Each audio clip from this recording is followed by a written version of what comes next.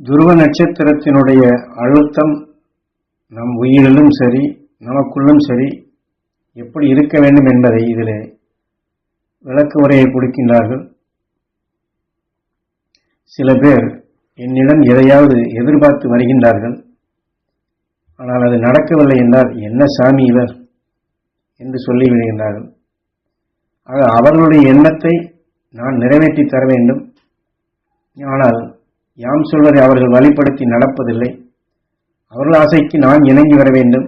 இப்படி வரக்கூடியவர்களும் சிலர் இருக்கின்றார்கள்.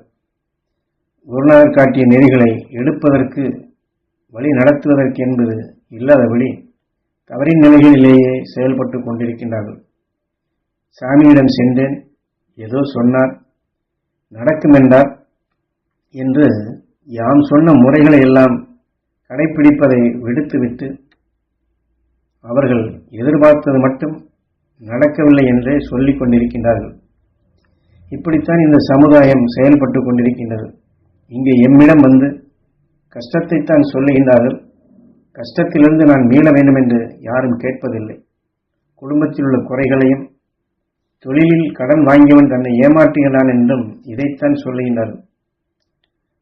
வாங்கி சென்றவர்களுக்கெல்லாம் பணத்தை திரும்ப கொடுக்கும் அந்த எண்ணம் வர வேண்டும், அதற்கு வேண்டிய வருமானம் அவர்களுக்கு வர வேண்டும் என்று இப்படி நீங்கள் என்ன வேண்டும் என்று பலமுறை சொல்லுகின்றேன். அதை கேட்பதில்லை. ஆனால் நீங்கள் சண்டை ஓட்டாலும் அவரிடமிருந்து பணம் வரப்போகின்றதா? இல்லை. கோர்ட்டு கேஸ் என்று அலைந்து மேற்கொண்டு பணத்தை செலவழித்து வேதனையாகி நோயாக ஆனதுதான் மிச்சம். கடைசியில் பாவிகள் இப்படி செய்துவிட்டனர், எனக்கு உடலில் நோய் வந்துவிட்டது என்றுதான் சொல்ல வேண்டி வரும். ஆனால் யாம் சொல்லும் முறைப்படி உங்கள் எண்ணங்களை நீங்கள் நிறைவேற்றினால் அங்கே நிச்சயம் மாறும், அமைதி கிடைக்கும், சாந்தம் கிடைக்கும். அவன் உடனடியாக காசை கொடுக்கவில்லை என்றாலும் கூட நம் எண்ணம் நம் செல்வத்தை வளரச் செய்யும். மனவேதனையாகி நோயாகி நமக்குள் அது கடுமையான நிலைகள் ஆகாதபடி தடுத்து கொள்ள முடியும், குடும்பத்தையும் சீராக்க முடியும். ஆக விஷம் என்று அதனுடைய இயக்க சக்தி இருந்தாலும் அதை நாம் ஒதுக்கிவிட்டால் அது நம்மை ஒன்றும் செய்யாது. ஏன்னா நாம் எதிர்மறையாக எண்ணி எடுக்கக்கூடிய உணர்வுகளைத்தான் குருநாதர் இங்கே இப்படி சுட்டி காட்டி அந்த விஷயத்திடமிருந்து நாம் விலகிச் செல்ல வேண்டும், அருள் உணர்வை பெருக்க வேண்டும் என்று இதிலே சுட்டி காட்டுகின்றார்கள். விஷத்தை ஒதுக்கிவிட்டால் அது நம்மை ஒன்றும் செய்யாது. ஆனால் நான் நன்றாகத்தானே சமைத்தேன், என் பொருளில் இப்படி விஷம் விழுந்து விட்டதே என்று அத்தனை பொருளையும் வெளியிலே தூக்கி எறிவதா என்று விஷம்பட்டதை சாப்பிட்டால் என்னாகும்? விஷம் நம்மை கொல்லத்தான் செய்யும். ஆகவே அதை ஒதுக்கிவிட வேண்டும் என்று அல்லது விலக்கி தள்ள வேண்டும் என்று குரு இதிலே தெளிவாக சுட்டி காட்டினார். நான் எல்லோருக்கும் நல்லதைத்தான் செய்தேன், எனக்கு இப்படி செய்கின்றார்களே என்று இந்த வேதனை, ஏன்னா வேதனை என்றாலே விஷம், அதை வளர்த்து கொண்டால் அதைத்தான் அது இயக்கும். ஏன்னா 20 வருடம் அனுபவத்திலே குருநாதர் காட்டிய வழிகளிலே தெரிந்துதான் உங்களுக்கு சொல்லுகின்றேன். காடு மேடெல்லாம் அலைந்து குறிப்பாக குடும்பத்தில் உள்ள மனைவி பிள்ளைகள் அனைவரையும் விடுத்துவிட்டு குருநாதர் காட்டிய வழியிலே உலக உண்மைகளை எல்லாம் அறிந்து தெரிந்து உணர்ந்த பிற்பாடுதான் இங்கே உங்களிடம் வந்து இதை சொல்ல முடிந்தது.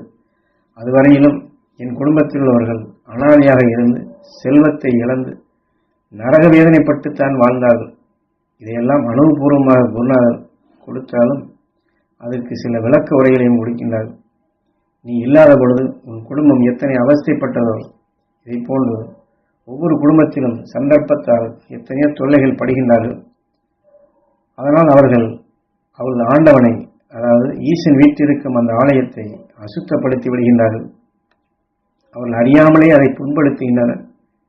நீ அதை அவர்களுக்கு உணர்த்து உயிரான ஈசனை மதிக்கும்படி செய், அவனால் உருவாக்கப்பட்ட ஆலயத்தை மதிக்கும்படி செய், உடலை சிவமாக மதிக்கச் செய்.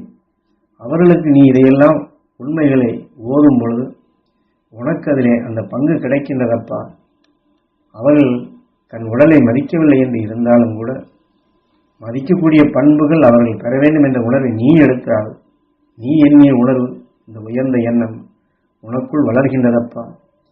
ஒரு தீயவன் என்னை தவறாக பேசுகிறான் என்றால், இப்படி பேசுகின்றானே, இப்படி செய்கின்றானே என்று மீண்டும் மீண்டும் எண்ணினால் அந்த உணர்வு உனக்குள் வளர்ந்து தீமையாகவே வளர்ந்து விடுகின்றது. அந்த நேரத்தில் அவன் அறியாத இருள்கள் நீங்க வேண்டும், பொருளறிந்து செயல்படும் திறன் அவன் பெற வேண்டும். அவனுடைய வேக உணர்வு என்று நாம் ஆத்ம சுத்தி செய்து கொண்டால் அவனுடைய வேக உணர்வு, அந்த தீமையான உணர்வு நமக்குள் வருவதில்லை. இப்படி நம் வாழ்க்கையின் ஒவ்வொரு சந்தர்ப்பத்திலும் குருநாதர் காட்டிய அருள் வழியில் துருவ நட்சத்திரத்தின் பேரருள் பேரொளி பெற வேண்டும் என்று மனதிலே நிறுத்தி, பிறர் உணர்வு தனக்குள் வளராதபடி உயர்ந்த சக்தியை நாம் வளர்க்க பழகுதல் வேண்டும். துருவ நட்சத்திரத்தின் சக்தியை வளர்த்து கொண்டால் ரிமோட் தீமை என்ற உணர்வு நம் அருகிலே வராதபடி தடுத்து கொள்ள முடியும். விஞ்ஞான அறிவு கொண்டு இன்று எலக்ட்ரானிக் முறைப்படுத்தி கம்ப்யூட்டர் என்ற சாதனத்தை வைத்து எத்தனை வேலைகளை செய்கின்றார்கள். ஒரு இடத்தில் பிழையாகிவிட்டால் உடனே அந்த கம்ப்யூட்டர் இதை திருத்தி எத்தனை வேலைகளை அது மாற்றி சீராக்குகின்றது. இதை போன்றுதான் நம் உயிர் எலக்ட்ரிக்காக இருக்கின்றது. சுவாசிக்கும் உணர்வுகளை எலக்ட்ரானிக்காக அழுத்தம் உணர்ச்சிகளால் தான் இயக்குகின்றது.